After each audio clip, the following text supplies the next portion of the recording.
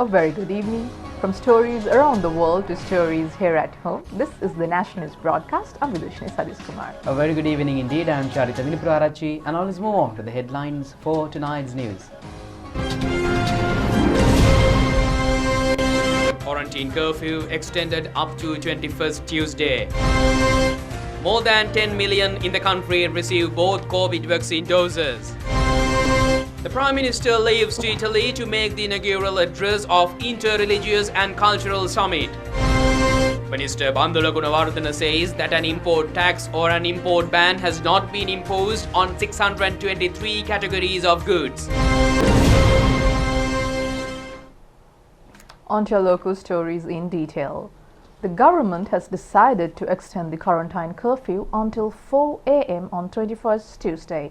The decision to extend quarantine curfew has taken during a virtual meeting of the Special Committee meeting on COVID-19 control chaired by President Gotabaya Rajapaksa today. The discussion focuses on the progress of the vaccination drive and future course actions.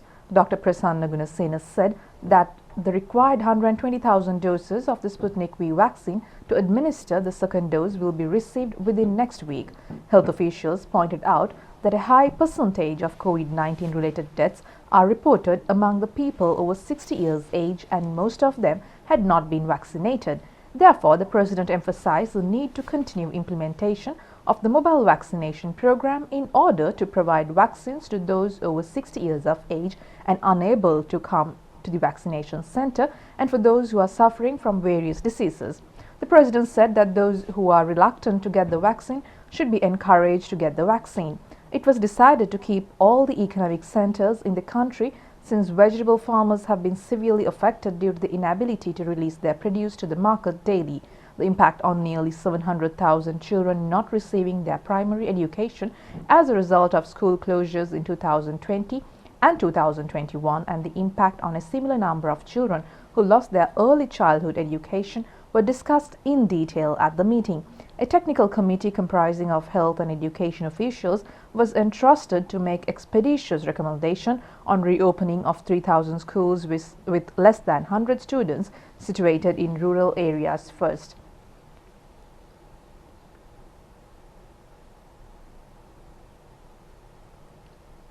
Army Commander General Shavendra Silva said that the President instructed to provide with a report on the instructions and other matters if the country would be open after 21st. The President instructed to keep all economic centers open except on prayer days during the quarantine curfew period. Moving to the local update of the COVID-19 pandemic, more than 10 million in the country have received both doses under the COVID-19 vaccination program. The epidemiology unit says that 10,211,537 have been given both vaccine doses. 23,476,343 vaccine doses have been given to the people under the vaccination program. 2,007,031 vaccine doses have been given during the last 7 days. 352,008 vaccine doses have been given yesterday. The program to provide vaccine for the persons in the age group between 20 and 29 years age is continuing. The Army conducted another program to give vaccines to persons above 60 years and persons with special needs by visiting their homes at Dehiwala, Mount Lavinia and Moratuwa areas. 2,028 COVID-19 patients were detected from the country today. Meanwhile, 1,512 patients left the hospitals today following complete recovery. Dr. Chandima Jeevandara of Sri Javardhanapura University says that tests into samples of 618 COVID patients taken from various areas from the country have confirmed 95.8% of them has been infected with Delta variant. COVID Intermediate Treatment Center built at Rikilagaskada Youth Brigade premises was handed over today to Rikilagaskada District Bed Hospital with the attendance of Nuwara Eliya District Coordinating Committee Chairman Parliamentarian S.B. Disanayaka. The treatment center is equipped with 60 beds. A program to vaccinate senior Buddhist monks in the area took place on this occasion. 2 respiratory machines valuing 1.3 million rupees were donated yesterday to Panadura Base Hospital. Ceylon Private Dispensaries Owners Association donated several equipment including oxygen yesterday to COVID Intermediate Treatment Centre at Ratnapura Kahavatta Base Hospital. Oxygen cylinders valuing 500,000 rupees have been given yesterday to the new wards that are to be set up at Meerigama Base Hospital for COVID patients. The donations has been made by the teaching staff of Meerigama, Pallevela and Pasyala schools. 670 have been arrested during the 24 hours ended at 6 a.m. today for violating quarantine curfew and health guidelines. 68,649 have been taken into custody so far in connection with this offence. All economic centres and Manning Wholesale Market were open today for wholesale trading. Meanwhile, the Deputy Director General of Health Services, Dr. Hemantha Herath, made remarks on the inoculation program in the country. With regards to the vaccination, yesterday on 9th of September, 9,778 first doses of Covishield vaccine has been given and the total has gone up to 1,426,469 and the second dose of Covishield vaccine has been given to 669 persons and the total has gone up to 889,110. Sinopharm first dose has been given to 10,496 persons. Yesterday, the Sinopharm first dose has been given to 111,870 persons and the total number has gone to 10,496,253 persons. Second dose of Sinopharm vaccine has been given to 201,000. Total number of those who got the second dose has gone up to 8,318,368. Pfizer first dose has been given to 14,279 persons yesterday and those who got the first dose of Pfizer vaccine has gone up to 410,224 and the second dose of Pfizer vaccine has been given to 507 persons and the total has gone up to 237,163. First dose of Moderna vaccine has been given to 30 persons and the total has gone up to 772,771 and the second dose of Moderna vaccine has been given to 13,040 persons and the total has gone up to 723,446. And meanwhile, the director of Lady Ridgeway Hospital for Children, Dr. G. Vijayasuriya, says the daily rate of COVID-19 infections among children are getting lower. We have noticed that these days the reporting of the corona patients are much less compared to the 2 weeks back. Even the children, earlier they are reported over 25 to 30 children per day. Nowadays we are getting only 10 to 12 children per day. Considering the inward patient, at the moment we are having only 70 to 75 patients these days. Somehow we have noticed that there are few deaths happen in this hospital. Almost all these children are having some chronic illness, inborn some diseases. So that we are hoping to start the vaccine. Currently only available the solution is the vaccination, so that the government thinking of giving the vaccination for the corona patient, people who are above 12 years. Our vaccine committee thinking of giving the Pfizer vaccine because that Pfizer vaccine is the only vaccine have been tested for the younger generation, above 12 people. So that Sri Lanka also most probably in near future, end of this month, we are going to cover the above 12 years population. Prime Minister Mahinda Rajapaksa and his delegation reached Bolognaga International Airport in Italy this afternoon, Sri Lanka time. The Prime Minister is scheduled to deliver the inaugural address of the 2021 G20 Interreligious and Cultural Summit. Prime Minister Mahinda Rajapaksa left to Italy this morning from Bandaranaike International Airport. The Prime Minister is scheduled to attend several diplomatic meetings. Foreign Affairs Minister Professor G.L. Piris and Prime Minister's Secretary Gamini Senarath have also joined the tour.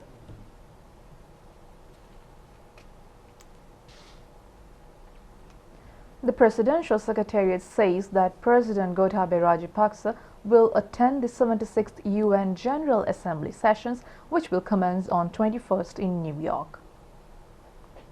This will be the first time where the President will be addressing the UN General Assembly and taking part in a foreign summit. The President is scheduled to hold bilateral discussions with several state leaders on economic, education, agriculture and other fields during the tour. Foreign Minister G.L. Piris, President's Chief Advisor Lalit Veeratunga and Foreign Secretary Admiral Professor Jayanath Kolambage will accompany the President. The President has decided to get the participation of a minimum number of persons according to his personal policy and country's present situation. The Presidential Secretariat said that this will be the delegation with the minimum number of delegates taking part in a UN session in the recent history of the country. Mrs. Ayama Rajapaksa will join the tour using her personal funds. Minister Dr. Bandula Gunawardena says that the government has not imposed an import tax or an import ban for 623 varieties of goods. The minister has pointed out the central bank has decided that the total sum should be paid at once for letters of credit.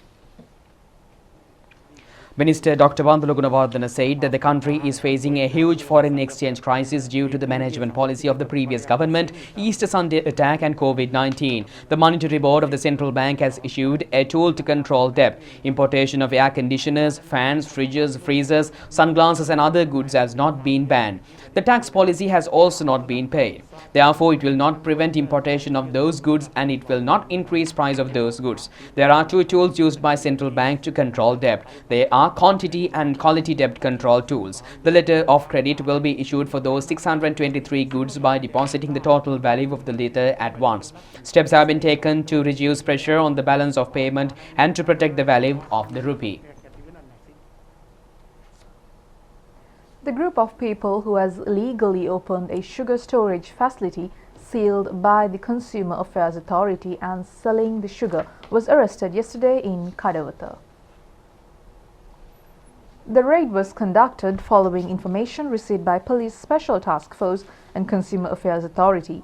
Police have taken into custody a stock of sugar valuing 530 million rupees and a lorry. Consumer Affairs Authority yesterday took steps to convert into rice 200,000 kilograms of paddy hidden in a store at Anuradhapura, Maradan Kadavala area. The stock of paddy has been taken in 11 lorries under police protection last night to the stores of Paddy Marketing Board. Advisor of Mahavali Farmers Front Venerable Hena Nigala Chula Pandita Lankara says that program maintained by the President and the government to provide rice at a concessionary price to people should be appreciated. He mentioned this during a media briefing today at Polonnaruwa Timbulagala Forest Hermitage. Advisor of Mahavali Farmers Front Venerable Hena Nigala Chula Pandita Lankara said that the government has taken measures to provide rice to the people at concessionary rates. He said that the program which is being conducted amidst the pandemic should be commenced. The farmers should get relief. The Commissioner General of Essential Services performed a major task by visiting Polonnaruwa. අපේ ඉන්න දුප්පත් ගොවි ජනතාවටත් ඒකේ සහනයක් ලැබෙන්න ඕන. ගොවියාගේ පැත්තෙන් විශාල වශයෙන් හිතලා බලලා වී ලබා ගැනීමට කටයුතු කළ යුතුයි. ඒ වගේම අත්‍යවශ්‍ය සේවා කොමසාරිස්තුමා පහුගිය දවස්වල පොළොන්නරුවට ඇවිල්ලා තාමත්ම හොඳ කාර්යභාරයක් ඉෂ්ට කරනවා අපි දැක්කා. ඒ අවස්ථාවේදීත් අපි දැක්කා සමහර උදවිය ඒවටත් විරෝධතා පැවැ. අපි මේ විදිහට අද කතා කරන්නේ අපේ පළාත්වල ඉන්න දුප්පත් ගොවි ජනතාවගේ මැසිවිලි වලට සවන් දෙන භික්ෂුන් වහන්සේලා පිරිසක් විදිහට මිස ලෞකික සැප සම්පත් ලබන ස්වාමින් වහන්සේලා විදිහට නෙවෙයි. මේ ගොවි ජනතාවට යම්කිසි අවස්ථාවක ජල ප්‍රශ්නයක්, අලි ප්‍රශ්නයක්, මේ මොන ප්‍රශ්නයක් ආවත් මේ ගොවි ජනතාවත් එක්ක පෙරමුණේම ඉන්න හාමුදුරු කෙනෙක් විදිහට තමයි මේ අද මම මෙතන සහභාගී වුණේ. ඒ නිසා මම විශේෂයෙන්ම අපේ පොළොන්නරුවේ මහා සංඝරත්නයේත් ඉල්ලීමක් කරන්න කැමැතියි. මේ වගේ රජය කටයුත්තක් කරගෙන යනකොට අපි ආරක්ෂා කරන්න ඕන මහා පරිමාණ මෝල් හිමියෝ මුදල් ඇති පුජ්‍යලයෝ නෙවෙයි. අපි ආරක්ෂා කරන්න ඕන අපි වෙනුවෙන් පෙනී ඉන්න අපිට දම්පැන් පූජා කරන මහා සංඝරත්නයට අපේ දුප්පත් අහිංසක ගොවි ජනතාව වගේම මේ රටේ හාල් පරිභෝජනය කරන මහ ජනතාව. ඒ නිසා විශේෂයෙන්ම පොළොන්නරුවේ මහා සංඝරත්නයනුත් ඒ වගේම පොළොන්නරුවේ දේශපාලන අධිකාරීනුත් රටේ දේශපාලන අධිකාරීනුත් විශේෂ ඉල්ලීමක් කරනවා මේ කටයුතු ඉදිරියටත් ඉතාමත්ම සාර්ථකව කරගෙන යන විදිහටත් ඒ වගේම මහා පරිමාණ මෝල් හිමියන් ඒ වගේම ව්‍යාපාරිකයන්ගෙනුත් අපි විශේෂ ඉල්ලීමක් කරනවා මහා සංඝරත්නයේ Kirti Bandar of the Mahavali Farmers Front says that paddy mill owners caused injustice from the past. If a guaranteed price of 60 rupees for a kilogram of nadu and 70 to 75 rupees for a kilogram of kheer samba is given, the farmers can get some relief. His aid intermediaries get profits from the paddy. Prime Minister Mahinda Rajapaksa has instructed Secretary to the Ministry of Urban Development and Housing to provide a new house to Dinesh Priyantha, who won a gold medal at Tokyo Paralympics. Creating a new chapter in local sports history, Dinesh Priyantha won the gold medal in javelin throw. The Prime Minister has decided to provide him with a house considering the honour he brought to the country.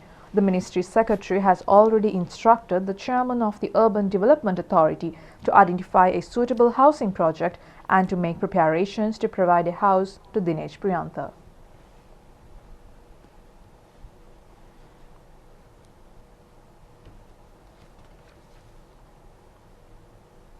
A ceremony to felicitate Dinesh Priyantha took place today at his native village Anuradhapura, Kagama.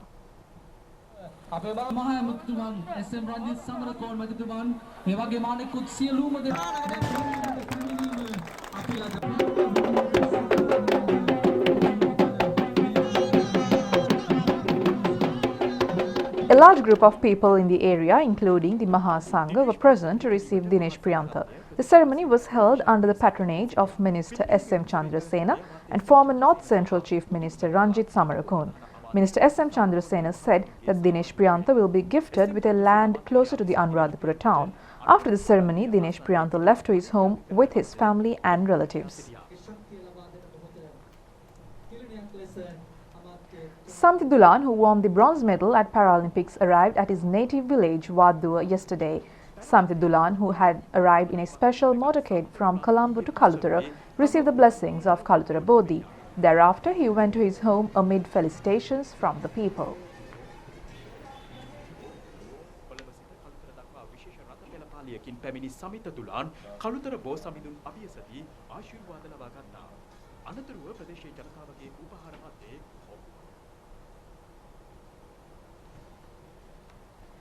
Well, Sri Lanka has been named as one of the best places among 25 islands in the world for travel by the world-renowned Travel and Leisure magazine.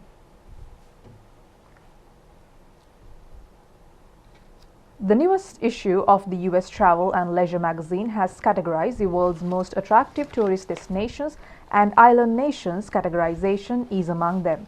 Sri Lanka has also been selected as one of the most attractive 25 islands. People involved in the tourism sector pointed out Sri Lanka being selected for such a high-ranking position amid the pandemic is an important event. Minister Namal Rajapaksa says that 280 large-scale and 25,000 small-scale development projects will be implemented in the country. He mentioned this following progress review of several projects in the Jaffna district. Minister Namal Rajapaksa said that the development projects are implemented with making a reality the assurances given by the President and the government on development. He pointed out that all development schemes are implemented expeditiously. The projects will be completed on due dates with correct standards. Among the projects inspected by the minister are Pillar Kovil Kulam Jaffna Town Development, Conservation of Banks of Ponds and Integrated Road Investment Program. The minister also inspected Jaffna Vehicle Yard Project, Urban Council Development Project, second phase of Pasayur Urban Garden Renovation Project and Nalrol Sri Kalay Mahal Sports Club Development Project, Marundar Madam Urban Development Program and construction of Alavidhi Arunodaya School Auditorium were also inspected. The minister also inspected the housing program implemented for landless families at Varattalai Villain Welfare Centre. He also inspected Navatikulai Kilinochi Water Supply and Sanitary Project. Parliamentarian Angarjan Ramanathan and Suren Raghavan were present on this occasion.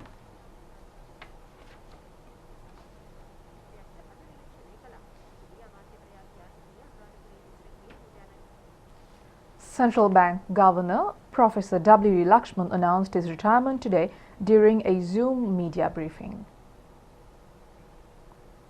Professor W. Lakshman said that he would retire on Tuesday. He said that although he has been invited to join International Monetary Fund, he would not accept it. He said that he hopes to use his retirement period for intellectual activities and to rest. President Gotabaya Rajapaksa appointed Professor W.D. Lakshman as the governor of the Central Bank on 15th December 2019. A series of all-night Pirit chanting commenced at 130 Pirivinners last night, wishing for good health of Sri Lankans and global community with the end of COVID pandemic. It has been organized by the State Ministry of Dhamma Schools, Piriven and Bhikshu Education. The Pirit chanting commenced last night near Ruanvali Mahasaya. The Mahasangha, led by Deputy Director of Pirivan, Venerable Nabadagasweve Sudharma Ratnarankara Thera, chanted Pirit. The Mahasangha, including Chief Monk of Mutiyangane Rajamahawihare, Venerable Dr. Murudeniya Damratna Thera, chanted Pirit at the temple. A Pirit chanting took place at Digavapi Rajamahawihare with the participation of Chief Prelate of the temple, Venerable Mahoya Sobhida Thera, including the Mahasangha. A Pirit chanting took place from late night this morning to upper prenix of Sri Pada, Chief Prelate of Sri Pada and Chancellor of Uvellasa University, Venerable Bengamuye Dhammadina Thera and Mahasangha chanted Pirit. A Pirit chanting has been jointly organised by Peradaniya, Panidaniya Maha Sri Bharati Vidyayatane and Sri Bharati Kusuma Chetyarame Mulika Pirivena. Director of Piriven of Education Ministry Venerable Vatinapaha Somananda Thera and the Mahasangha chanted Pirit.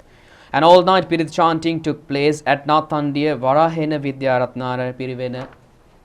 An Ashirvada Puja and Pirit chanting took place at Navagamu Sri Sugata Bimbarama Temple and Navagamu Pattini Devalaya.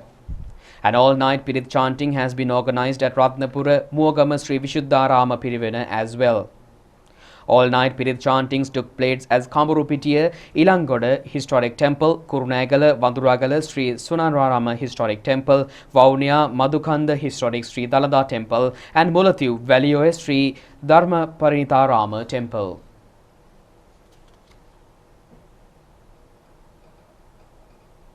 There are reports from various areas of the country about successful cultivations using organic fertilizer, and it is significant to note that farmers are producing organic fertilizers by themselves. Farmers in Madirigiri, Bisopura and Dhammavava areas under Mahavelidi zone are producing organic fertilizer needed for the forthcoming Maha season under the supervision of Mahaveli Authority. State Minister Sri Palagamlath inspected the projects recently. This is the home garden of Achini Yaddehivatta, who is working as an agriculture research production assistant attached to Labudu Agrarian Service Development Department. She produces organic fertilizer needed for the cultivation by herself. And with that, we conclude tonight's news. Just tomorrow at the very same time. Stay safe. Good night. Good night.